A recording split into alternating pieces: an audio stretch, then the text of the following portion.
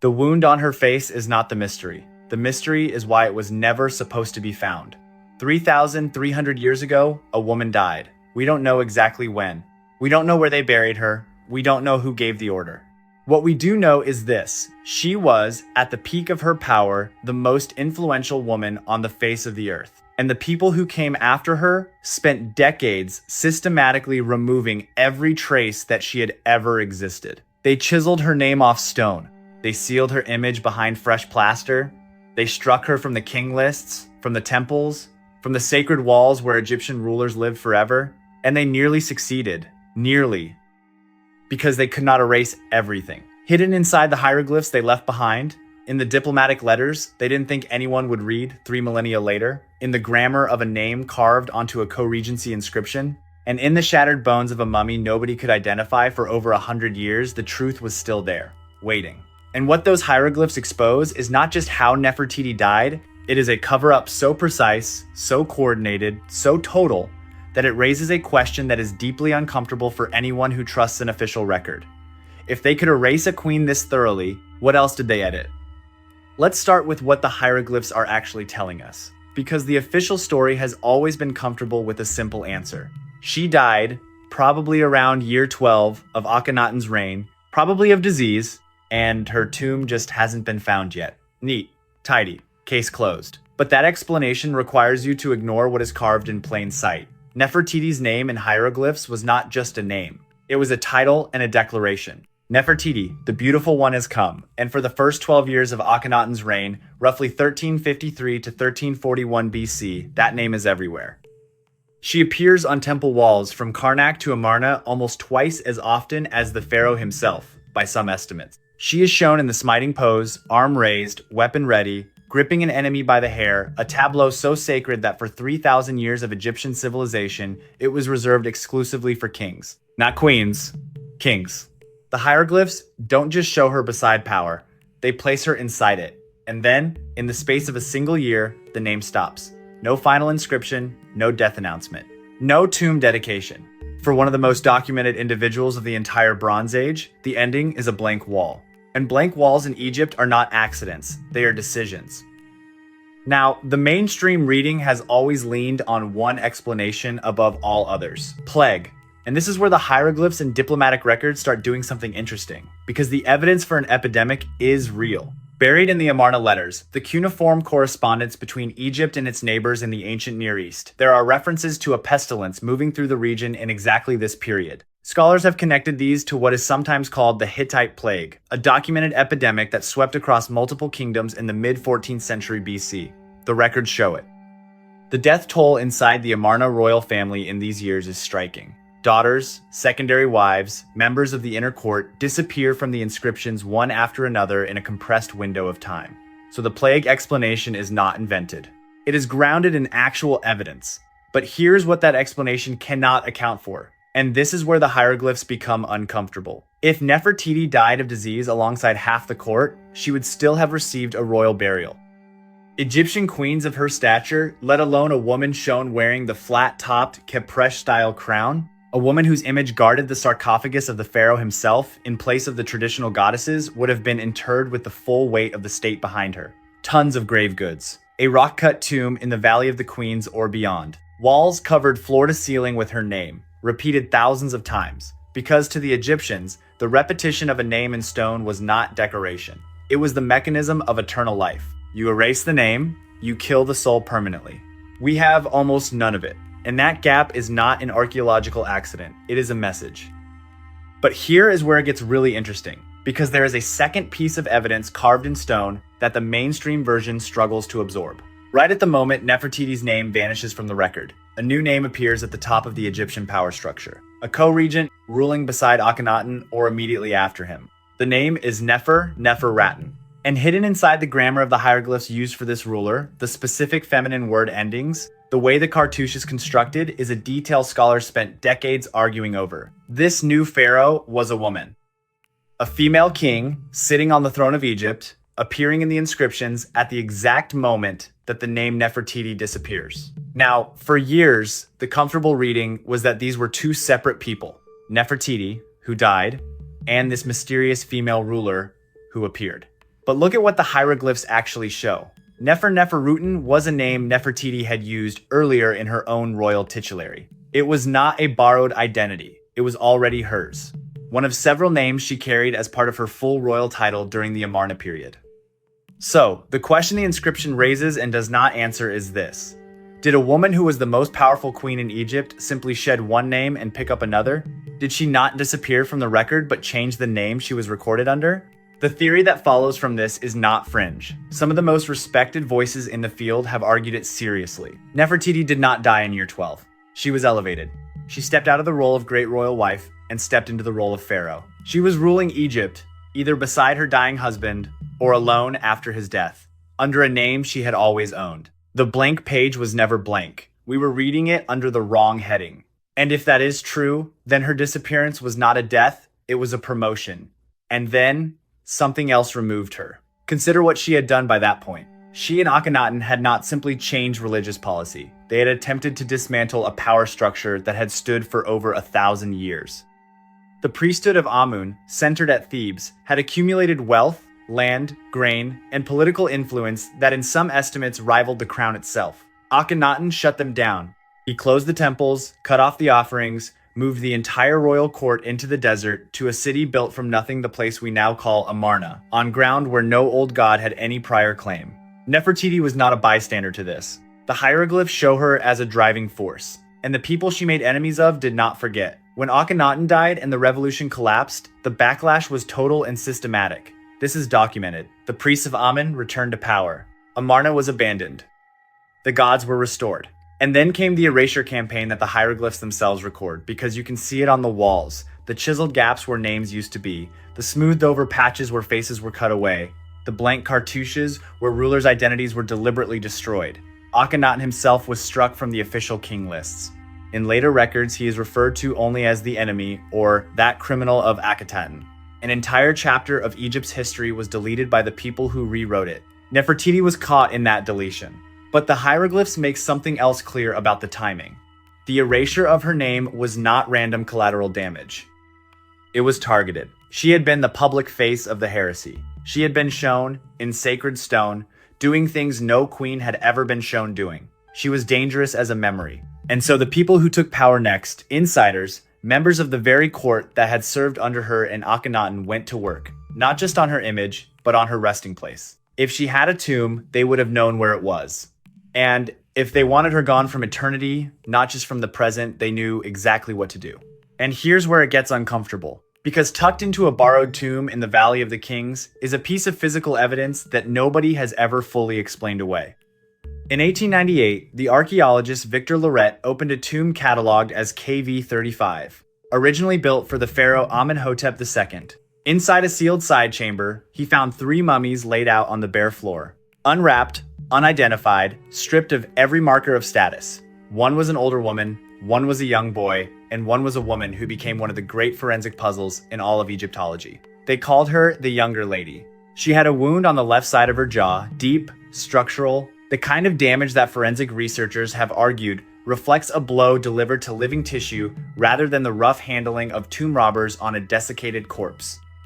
The behavior of soft tissue and bone under trauma is different depending on whether the body was alive at the time, and more than one expert has argued the facial injury is consistent with a peri-mortem wound, meaning it happened at or very near the moment of death. Her chest showed additional damage. The front rib area caved in.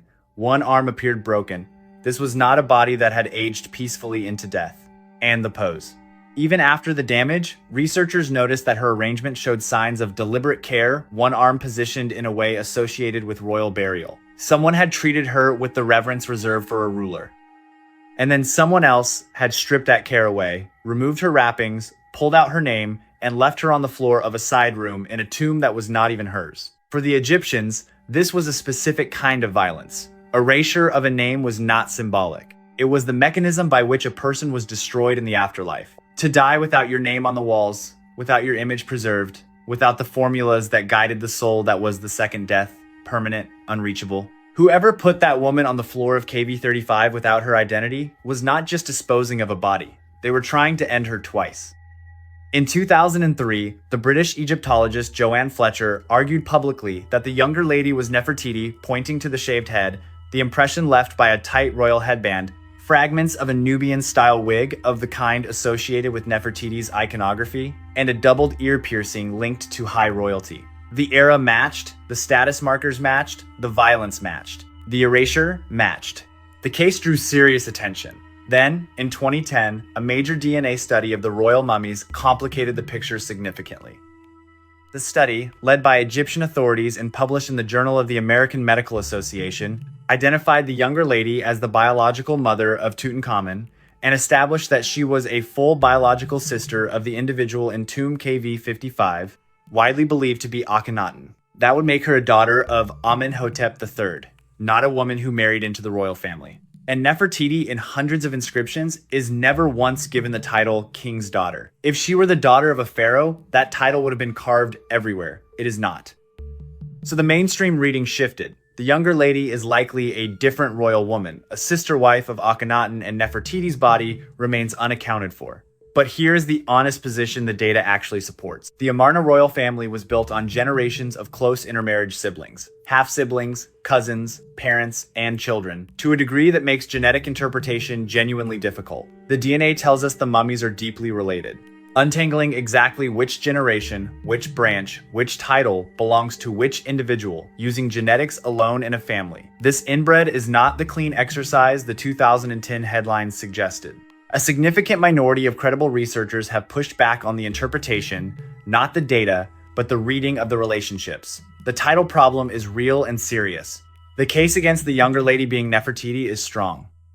But it is not as airtight as it sounded in the press release. What we can say with certainty is darker than either answer. Somewhere inside this royal family, during this exact moment of religious revolution and political collapse, a high-status woman was struck in the face with a force that may have killed her, stripped of her identity, and hidden in a borrowed tomb with her name destroyed. Whether or not her name was Nefertiti, that violence happened. The Amarna period did not end in peace. It ended in bodies and chambers with their hieroglyphs gouged out. Now lay the data points side by side. 1. The hieroglyphs record a queen whose name and image were more prominent than the pharaoh's himself. And then stop, cold, in a single year, with no death announcement, no tomb dedication, no burial record of any kind. 2. Immediately after that vanishing, the inscriptions record a female pharaoh ruling Egypt under a name Nefertiti had already used. The grammar of the hieroglyphs is feminine. The timing is exact. The name is hers. 3. The diplomatic correspondence of the period, the Amarna letters, records a plague moving through the royal court, with members of the inner circle disappearing rapidly. A convenient cover for a disappearance, or the actual cause of one. 4. A battered royal woman, stripped of every hieroglyphic marker of identity, left in a borrowed tomb in the Valley of the Kings, with a wound to her face that some forensic researchers argue is perimortem. 5. A documented, systematic erasure campaign confirmed in stone, visible in the chiseled gaps on monument after monument targeting the very individuals who led the Amarna revolution, carried out by insiders who knew exactly where the bodies were. And then the Giro. We have always assumed that Nefertiti's story ends with a death that the records simply failed to preserve. But what if the records were preserved exactly as intended just by the people who wanted her gone? What if the silence is not an accident of history, but the product of it? Every blank wall, every missing cartouche, every stripped mummy was a deliberate act. Not a gap in the archive, but the archive itself, edited by the winners, handed to us as though it were the whole truth. The hieroglyphs don't just expose what may have happened to Nefertiti, they expose the mechanism. Egypt's official record was always a political document. The king lists were curated. The monuments were propaganda. The names that survived were the names the people in power wanted to survive. And the names that vanished, like the one that means the beautiful one has come, vanished because someone with a chisel and a reason decided they should. In 2015, the Egyptologist Nicholas Reeves, studying ultra-high-resolution laser scans of the walls inside Tutankhamun's tomb, noticed faint, straight lines beneath the plaster outlines, consistent with sealed doorways hidden behind the painted north and west walls. He proposed that Tutankhamun's tomb, which is notably small and oddly shaped for a king, was originally a larger tomb built for someone else, and that behind the painted wall lay an older, undisturbed chamber. He believed the original owner was Nefertiti. The first radar survey, in late 2015, seemed to confirm it. The Egyptian Antiquities Minister announced they were around 90% certain there was a void behind the north wall. The world held its breath. Then a second survey found nothing. A third investigation, backed by the National Geographic Society and led by researchers from the Polytechnic University of Turin using multiple radar systems at controlled frequencies, concluded in 2018 that there was no hidden chamber, that the first readings had been ghost signals, radar reflections bouncing along the surface of the wall and mimicking the signature of empty space. The dream of finding Nefertiti behind Tutankhamun's wall was officially over. But the same investigation picked up a separate anomaly, not behind the painted walls, but in the rock nearby, beneath the floor, a corridor-like space a few meters from the burial chamber. Not enough to act on, enough to keep the question open.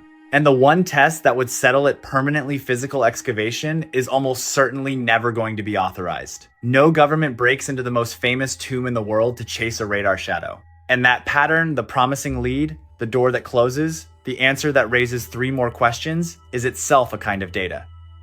Because it mirrors exactly what happened 3,000 years ago. A record that almost survived. A tomb that was almost found. A name that almost made it through. She nearly made it. The hieroglyphs nearly gave her back. We think of historical erasure as a failure of record keeping. A fire in a library, a flood in a tomb. But what happened to Nefertiti was not negligence. It was architecture. Someone built the silence around her deliberately. Stone by stone, chisel mark by chisel mark, mummy by stripped mummy. And they understood something that we are only beginning to fully reckon with, that controlling the record is controlling the truth. That a name on a wall is not just an honor. It is existence itself.